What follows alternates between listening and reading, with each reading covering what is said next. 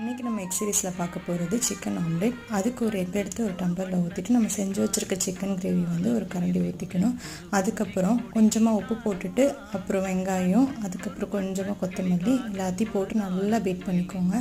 Beat பண்ணதுக்கப்புறம் ஒரு சின்ன பவுலில் கொஞ்சமாக சிக்கன் கிரேவி எடுத்துகிட்டு அப்புறம் செஞ்சிருந்த சிக்கன் எடுத்து நல்லா பிச்சு போட்டுக்கோங்க. போட்டு நல்லா மிக்ஸ் பண்ணி வச்சதுக்கப்புறம் ஸ்டவ் ஆன் பண்ணி ஒரு சின்ன தவாவில் ஆயில் விட்டு அதை நல்லா ஹீட் பண்ணிக்கணும். ஹீட் பண்ணதுக்கப்புறம் நம்ம பீட் பண்ணி வச்சுருக்க எக்கு அதில் போட்டுட்டு அதுக்கப்புறம் நம்ம செஞ்சு வச்சுருக்க அந்த சிக்கன் கிரேவி மிக்சரையும் எடுத்து அது மேலே போட்டுக்கணும். அதுக்கப்புறம் ஆனியன் நல்லா தூவி விட்டுட்டு அப்புறம் கொஞ்சம் கொத்தமல்லி எடுத்து நல்லா தூவிக்கணும். அதுக்கப்புறம் pepper, chilli powder, chicken masala எல்லாத்தையும் லைட்டாக மேலே தூவி விட்டதுக்கப்புறம் அப்படியே கொஞ்சம் நல்லா வெந்ததுக்கப்புறம் திருப்பி போட்டுட்டு பிளேட்டில் போட்டு வச்சு பாருங்கள். டேஸ்ட்டு சூப்பராக இருக்கும். ஷையான்னு டேஸ்ட் பண்ணி பார்த்தா ரொம்ப பிடிச்சிச்சு.